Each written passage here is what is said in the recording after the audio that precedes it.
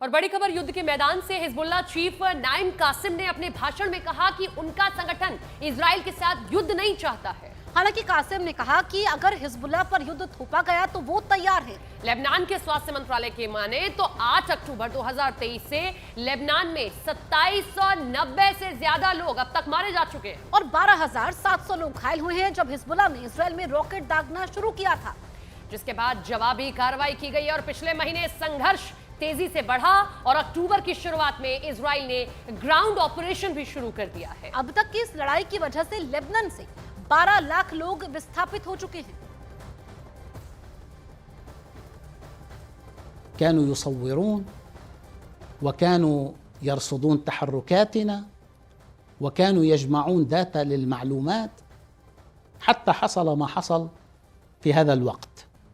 فإذا لا تقولوا كانت إسرائيل ملتزمة ونحن تحرشنا بها.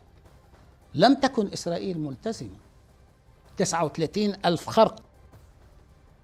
वहीं लेबनान में हिजबुल्लाह के ठिकानों पर इजरायली डिफेंस फोर्सेस के हमले जारी हैं। दक्षिण लेबनान में जेबचिट नाबतिये और केफर मालका पर हवाई हमले हुए हैं। हौला शहर में तो हमलों में कई इमारतों को उड़ा दिया गया। वहीं पूर्वी लेबनान के बालबेक में भी कई इलाके ऐसे रहे जहां हवाई हमले हुए हैं। वहीं हिजबुल्लाह के नए चीफ का भाषण सामने आया जिसमें वो कहते सुने गए कि वो युद्ध नहीं चाहते और युद्ध विराम भी अपनी शर्तों पर ही चाहते हैं। वो वहीं हिजबुल्लाह ने दावा यह किया कि खैयाम के वादी अल असाफिर में इजरायली सैनिकों को निशाना बनाया गया।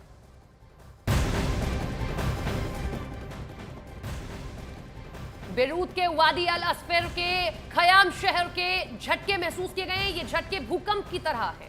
दावा यह किया गया कि खयाम शहर में आईडीएफ की ओर से ब्लास्ट किया गया। इसकी वजह से जमीनी झटके इस पूरे इलाके में महसूस हुए हैं। खयाम सिटी की दूरी लेबनान की राजधानी बेरूत से लगभग 100 किलोमीटर है और ये शहर इजराइल के साथ करीब 5 किलोमीटर की बॉर्डर को साझा करता है। ईरान पर इस वक्त बहुत बड़ा खतरा मंडरा रहा है। ये खतरा है इजरायली स्ट्राइक का। तो क्या ईरान के हमले से पहले ही इजराइल तेहरान पर सबसे बड़ा अटैक कर देगा?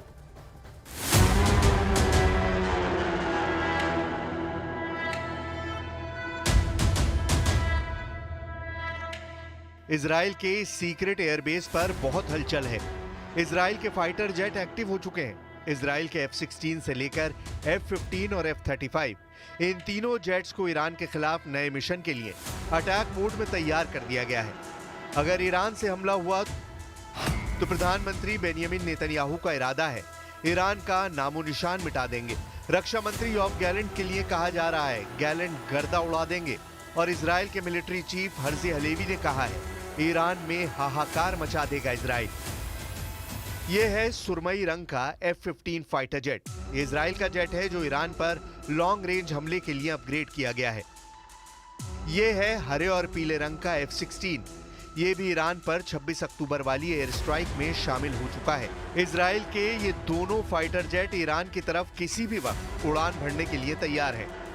इसराइल ने 26 अक्टूबर को ईरान पर हमला करके साबित किया है कि उसकी रेंज तेहरान के पावर सेंटर तक है। हालांकि ईरान का दावा है कि इसराइल का हमला नाकाम रहा। लेकिन अब इसराइल के मिलिट्री चीफ हर्जी हलेवी ने बहुत खतरनाक वार्निंग जारी कर दी है। תעשה את הטעות ותשגר עוד פעם מטח טילים לישראל, אנחנו נדע עוד פעם להגיע לאיראן, להגיע אפילו עם יכולות שלא השתמשנו בהן בפעם הזו, ולפגוע מאוד מאוד קשה גם ביכולות וגם במקומות שהפעם इजरायली मिलिट्री चीफ ने कहा है अगर ईरान फिर हमला करेगा तो ऐसे हथियार से उन ठिकानों पर हमला करेंगे जिसको अभी तक टारगेट नहीं किया गया। साफ है कि इस बार इजराइल के टारगेट पर ईरान के परमाणु अड्डे हैं। इजराइल तेल के ठिकानों पर भी हमला करेगा और मुमकिन है कि वो ईरान की लीडरशिप पर भी बंकर बस्टर बम से अटैक करे। इजराइल ने ये तीनों विकल्प खुले रखे हैं। Tehran, Isfahan, Kirman, Siraj, क़ूम, Bushahr, Yazd. इस वक्त ईरान के 25 शहरों में ऐसा अलर्ट है, एक ऐसी घड़ी टिक टिक कर रही है जिसमें हमले वाले अलार्म की घंटी नहीं बजेगी। इस घड़ी का कंट्रोल इजराइल के पास है। ये वो टाइम बम है जिसके टारगेट पर पूरा ईरान है। लेकिन इजराइल के बम को देखने के बाद भी ईरान में कोई सायरन नहीं बज रहा। ईरान में सब कुछ सामान्य नजर आ रहा है, लेकिन असली खतरा सिर्फ और सिर्फ ईरान के पावर सेंटर में मंडराता हुआ नजर आ रहा है। क्या ईरान इस वक्त इजराइल के तेवरों से डरा हुआ है? इसका जवाब ईरान के विदेश मंत्री अब्बास अराक्ची ने दिया है। حق قانونی خود برای پاسخ مقتضی به این تجاوز آشکار را کاملا محفوظ دانسته و رژیم اسرائیل عواقب اشتباه محاسباتی خیش در مورد قدرت، توانمندی و اراده جمهوری اسلامی ایران را ईरान की नजर इस वक्त अमेरिका पर भी है। ईरान का दावा है कि 26 अक्टूबर वाले इजरायली हमले में अमेरिका ही था जिसने इजरायली फाइटर जेट्स के लिए एयर कॉरिडोर तैयार किया था। इसमें कोई शक नहीं कि इजराइल की एयरफोर्स ही वो ताकत है जो ईरान पर हमला करने की ताकत रखती है। रक्षा मंत्री योव गैलेंट ने भी इरादा साफ कर दिया है। गैलेंट का कहना है कि इस बार इजराइल गर्दा मचा देगा। מרכיב מפתח בתוך העניין הזה, וכל מי שינסה לפגוע בנו ייפגע, והדבר הזה נכון גם לגבי איראן. ואחרי שנתקוף באיראן, גם במדינת ישראל וגם במקומות אחרים. इजराइल के टारगेट पर ईरान के वो अड्डे आ चुके हैं जिन पर अभी तक उसने नजरें नहीं उठाई हैं, इसलिए ईरान भी टेंशन में है। इजराइल के रक्षा मंत्री और सेना अध्यक्ष की ईरान को डराने वाली एक बहुत बड़ी धमकी के बीच अमेरिका ने कुछ कहा है। और अमेरिका ने भी ये कहा कि अगर अब ईरान की तरफ से कुछ एक्शन हुआ तो उसे भी आक्रामक होना पड़ेगा। इजराइल में हो रही एक एक हरकत पर ईरान नजर रख रहा है। उसकी टेंशन बढ़ गई है क्योंकि अब अमेरिका ने इजराइल के बदले वाले बटन को खुद दबाने का फैसला किया है। अमेरिका कह चुका है कि वो नहीं चाहता कि ईरान जवाबी कार्रवाई करे, और अगर ऐसा हुआ तो उसे आक्रामक तेवर दिखाने पड़ेंगे। मैसेज ये है कि अगर ईरान और इजराइल का युद्ध हुआ और अमेरिका इजराइल के साथ खड़ा होगा, जबकि दूसरी तरफ पुतिन पूरी तरह ईरान की ढाल बनकर खड़े होंगे, या कहें कि ईरान और इजराइल युद्ध अमेरिका बनाम रूस की जंग बन जाएगी। ईरान ने बार बार अपने मिसाइल पावर से साबित किया है कि इसराइल के पास इस ताकत का कोई जवाब नहीं है। इसलिए नेतन्याहू भी चाहेंगे कि दोबारा 1 अक्टूबर जैसा हमला होने से पहले ही वो ईरान के मिसाइल को उनके लॉन्च पैड पर ही खत्म कर दे। कुल मिलाकर इजराइल ईरान की एक एक मिसाइल को खत्म करना चाहता है। इससे पहले ईरान का मिसाइल अटैक इजराइल की आक्रामक छवि वाले रौब को तार-तार कर चुका है, जबकि 26 अक्टूबर को जब इजराइल ने ईरान पर हमला किया तो उसके नुकसान की तस्वीरें दुनिया के पास वैसे नहीं पहुंची जैसे ईरान के बैलिस्टिक मिसाइलों के वीडियो वायरल हुए थे। جمهوری اسلامی ایران با ابتنای بر حق ذاتی دفاع مشروع وفق ماده 51 منشور ملل متحد حق قانونی خود برای پاسخ مقتضی به این تجاوز آشکار را کاملا محفوظ دانسته इजराइल की सेना इस वक्त कई फ्रंट पर लड़ रही है। उसकी एयरफोर्स पर भी दबाव बहुत ज्यादा है। ईरान के मिसाइल अटैक के बाद इजराइल को फैसला करना है कि उसका जवाबी हमला किस लेवल पर किया जाएगा, किस तरह के टारगेट वो चुनेगा। इजराइल के टारगेट पर ईरान के बहुत ही खास ठिकाने हैं। इसमें ईरान के परमाणु रिएक्टर सबसे पहले नंबर पर है, क्योंकि उसे खतरा है कि ईरान एटम बम बनाने वाला है। दूसरे नंबर पर है ईरान के तेल ठिकाने यानी रिफाइनरी, तेल डिपो, जो ईरान को बड़ा नुकसान पहुंचाने वाला हमला होगा। तीसरे नंबर पर है ईरान के सीक्रेट अड्डे यानी सैन्य अड्डे, रेवोल्यूशनरी गार्ड्स के बेस, उनके एयरबेस। इजराइल का चौथा नंबर का टारगेट है ईरान के मिसाइल बेस, जहां से ईरान अपनी मिसाइल फायर करता है। लेकिन ये टारगेट आसान नहीं, क्योंकि ईरान का मिसाइल लॉन्चिंग नेटवर्क सब कुछ अंडरग्राउंड है। पांचवें नंबर पर बहुत ही खास टारगेट यानी ईरान का नेतृत्व। इजराइल ने जिस तरह हिजबुल्लाह के चीफ हसन नसरल्लाह को मारा है, इजराइल कोशिश कर सकता है कि ऐसा ही हमला वो ईरान की लीडरशिप के खिलाफ करे। यही वजह है कि ईरान के कई शहरों में इस वक्त इजराइल की घड़ी की टिक टिक गूंज रही है। तेहरान से लेकर इस्फहान और किरमान से लेकर शिराज, खून से लेकर बुशहर और नतांज तक एक एक न्यूक्लियर प्लांट और ईरानी सेना का अड्डा अलर्ट पर है। ईरान के कम से कम 25 शहरों में डिफेंस का जर्रा जर्रा हरकत में आ चुका है, क्योंकि इजराइल वो टाइम बम लेकर तैयार है जिसके टारगेट पर पूरा ईरान है। مطلب دوم مربوط به این حرکت شرورانه است که دو شب پیش اینجا انجام دادن. خب یه غلطی کرد، خودشون هم البته بزرگنمایی میکنن، بزرگنمایی اونا غلطه، اما توجه داشته باشید کوچک انگاری اون هم غلطه. اینی که ما بگیم نه چیزی نبود اهمیتی نداشت فلان 26 अक्टूबर वाले अटैक में इजराइल के 100 से ज्यादा फाइटर जेट शामिल हुए। सबके टारगेट अलग अलग थे, लेकिन मिशन एक था, और मिशन था ईरान पर सबसे खतरनाक एयर स्ट्राइक। वॉर रूम में बैठे नेतन्याहू और गैलेंट ने पूरे ऑपरेशन पर नजर रखी और फिर ऐलान किया कि मिशन कामयाब रहा। בשעות הבוקר המוקדמות של יום שבת קיימנו את הבטחתנו. חיל האוויר תקף ברחבי איראן. פגענו קשות ביכולת ההגנה של איראן וביכולתה לייצר טילים שמכוונים כלפינו. כל זה בא אחרי שבחודשים האחרונים פעלנו באופן שיטתי, על פי תוכנית סדורה, לקצץ את זרועות התמנון של איראן, חיזבאללה וחמאס. שלשום פגענו בראש התמנון, המשטר האיראני. ईरान के जवाबी हमले की सूरत में इजराइल बदला कैसे लेगा? वो किस हथियार का इस्तेमाल करेगा? क्या ये हवाई हमला होगा या फिर ऐसा खुफिया ऑपरेशन जिसे मोसाद अंजाम देगा? अभी इजराइल में यही सबसे बड़ा मुद्दा बना हुआ है। ईरान के मिसाइलों पर मोसाद की सैटेलाइट नजर रख रही है। इस वक्त इजराइल के लिए उसकी सही लोकेशन और लॉन्चिंग टाइम डिकोड करना सबसे बड़ा चैलेंज बन चुका है। हिजबुल्ला अब उस मोर्चे पर हावी हो चुका है जिसे नेतन्याहू बहुत आसान फ्रंट मान रहे थे। पिछले 24 घंटों के अंदर इस फ्रंट से इजराइल को बहुत सी बुरी खबरें मिली है, लेकिन एक धमाका ऐसा भी रहा जिसे दिखाकर नेतन्याहू ने साबित करने की कोशिश की कि वो हार नहीं मानेंगे।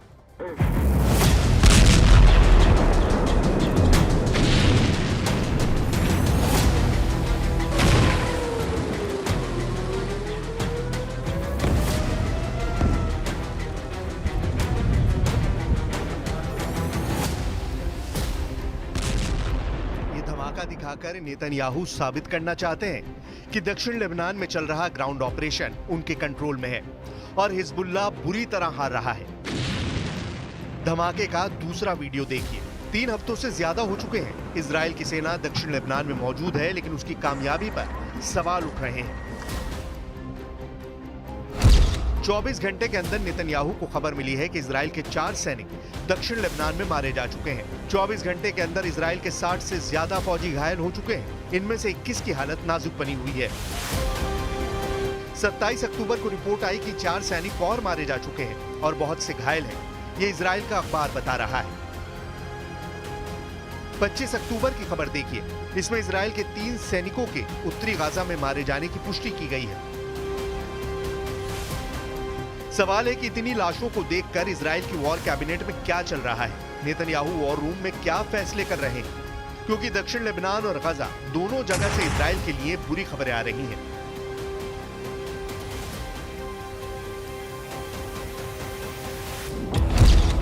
गजा में चल रहे ग्राउंड ऑपरेशन में इजराइल के 361 सैनिक हमास के हमले में मारे जा चुके हैं। दक्षिण लेबनान में हिजबुल्लाह का दावा है कि वो इजराइल के 70 सैनिकों को मार चुका है। नेतन्याहू को दक्षिण लेबनान से ये वीडियो भेजा गया है ताकि इजराइल की सेना के ऑपरेशन की ताजा रिपोर्ट बताई जा सके। इजराइल का दावा है कि उसने हिजबुल्लाह की कई सुरंगों और अड्डों को तबाह कर दिया है।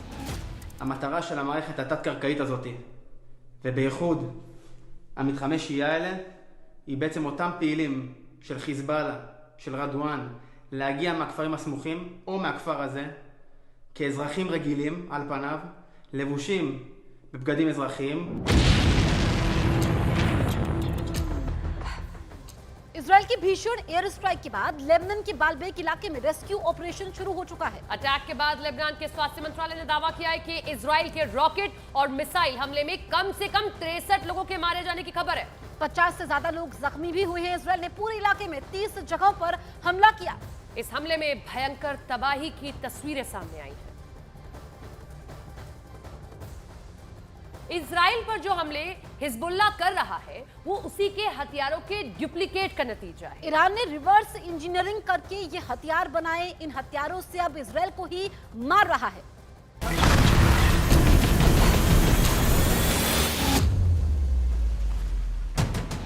दक्षिण लेबनान में इजराइल की फौज क्या कर रही है, कैसे आगे बढ़ रही है, इसका एक वीडियो इजराइल ने जारी किया है। यहाँ दिन रात 24 घंटे ऑपरेशन हो रहा है। तस्वीर इसकी गवाह है। इजराइल ने दावे भी बड़े बड़े करने शुरू कर दिए हैं। कुछ दिन पहले ये आईडीएफ यानी इजराइल की सेना ने दावा किया था कि उसने हिजबुल्लाह के 7 ब्रिगेड कमांडर मार डाले हैं। हिजबुल्लाह के 21 बटालियन कमांडरों को खत्म कर दिया गया है, जबकि 24 कंपनी कमांडर भी मारे जा चुके हैं। इजराइल का दावा है कि उसने दक्षिण लेबनान में हिजबुल्लाह के 3200 ठिकानों पर हमला किया है। लेकिन जमीन की सच्चाई क्या है? क्या दक्षिण लेबनान में हिजबुल्लाह हार रहा है या इजराइल को लग रहा है बड़ा झटका? फिलहाल इजराइल की सेना हिजबुल्लाह के अड्डों को दिखा रही है, अपनी कामयाबी गिना रही है। מחבלים התבצרו, אפשר לראות פה את העמדה שהם בנו ובעצם ביצעו ירי על כוחותינו, ופה ניהלנו קרב עם המחבלים עד שהם ביצעו נסיגה. חדר גנרטורים, כלי עבודה, סולר, גריז, המון כלים. זה בעצם המקום שנתן להם פה अस्पताल खशमाल। बैरूत में इजराइल की बमबारी के आगे हिजबुल्लाह लाचार साबित हुआ है, लेकिन दक्षिण लेबनान में चल रहे ग्राउंड ऑपरेशन में इजराइल को कई झटके लगे हैं। इजराइल का दावा है कि उसने हिजबुल्लाह के सैकड़ों अड्डों को खत्म कर दिया है। दक्षिण लेबनान में चल रहे ग्राउंड ऑपरेशन में इजराइल को बहुत बड़ी कामयाबी नहीं मिली है। हिजबुल्लाह बार बार इजराइल पर एंटी टैंक मिसाइल से हमला कर रहा है और उसके अलावा गुरेला युद्ध पर काबू पाना इजराइल के लिए बहुत जानलेवा साबित हो रहा है। ये है वो अलमास मिसाइल जो ईरान ने बनाई और फिर हिजबुल्लाह को सप्लाई की गई। अलमास का मतलब होता है डायमंड, यानी हिजबुल्लाह इजराइल पर डायमंड वाला अटैक कर रहा है। अलमास मिसाइल का कनेक्शन इजराइल की स्पाइक मिसाइल से है। 2006 में हुए इजराइल और हिजबुल्लाह के युद्ध में इजराइल की स्पाइक मिसाइल हिजबुल्लाह के हाथ लग गई थी। उसके बाद ये मिसाइल ईरान तक पहुंची और ईरान ने तैयार कर ली स्पाइक की हूबहू नकल। अब हिजबुल्लाह इसी मिसाइल से इजराइल पर ताबड़तोड़ हमले कर रहा है। अलमास के हमलों के बाद इजराइल में इसे हिजबुल्लाह का डायमंड युद्ध कहा जा रहा है। एंटी टैंक मिसाइलों से हमले इजराइल के लिए बड़ा चैलेंज बन गए हैं। कब हिजबुल्लाह की कौन सी मिसाइल टकराएगी, कब हिजबुल्लाह के रॉकेट गिरेंगे, इजराइल की सेना के लिए ये बड़ी पहेली बन चुकी है। अलमास मिसाइल 3 तरह की होती है। अलमास 1 इसकी रेंज है 4 किलोमीटर, अलमास 2 इसकी रेंज है 8 किलोमीटर, अलमास 3 इसकी रेंज है 16 किलोमीटर। अब यही रेंज इजराइल को बॉर्डर वाले इलाकों में बहुत परेशान कर रही है, क्योंकि इजराइल के कई शहर और वहां मौजूद इजरायली सेना लंबी दूरी वाली अलमास के टारगेट पर आ गई है। हिजबुल्लाह के कत्यूशा रॉकेट तो पहले ही इजरायली शहरों में डर की नंबर 1 वजह बने हुए हैं। इजराइल भी बदला ले रहा है और उसने लेबनान के इलाकों में लगातार बम बरसाए हैं। यहाँ चलती हुई कार को मिसाइल से उड़ाया जा रहा है तो किसी इमारत को बड़े धमाके से मिट्टी में मिला दिया जाता है। ऐसे ही कई और जगहों पर हमला हुआ है, जिसमें हिजबुल्लाह की लोकल लीडरशिप के बड़े हिस्से को भी खत्म करने का दावा इजराइल कर रहा है। इजराइल के ग्राउंड ऑपरेशन को देखते हुए दक्षिण लेबनान की लाखों की आबादी अपना घर छोड़कर उत्तर की तरफ जा चुकी है। इस वक्त लेबनान और इजराइल के मौत वाले बॉर्डर पर हिजबुल्लाह का कंट्रोल खत्म नहीं हुआ। हिजबुल्लाह न सिर्फ अलमास बल्कि ऐसे मिसाइल फायर कर रहा है जिसके आगे इजराइल की टैंक अपनी टोपी रगड़ते हुए नजर आ रही है। हिजबुल्लाह के पास है 3 बहुत ही खतरनाक एंटी टैंक मिसाइल और मल्टी बैरल रॉकेट लॉन्चर। ये मिसाइल ईरान से सप्लाई की जाती हैं और ऐसी मिसाइलों का हिजबुल्लाह के पास बहुत बड़ा जखीरा है। हिजबुल्लाह 3 तरह की एंटी टैंक गाइडेड मिसाइल इस्तेमाल कर रहा है। ये है कॉर्नेट, इसकी रेंज 5 किलोमीटर तक है। ये रूस की मिसाइल है, लेकिन अब ईरान इसका देसी वर्जन दहलाविया तैयार कर चुका है और ऐसी बहुत सी मिसाइल अब हिजबुल्लाह के पास हैं।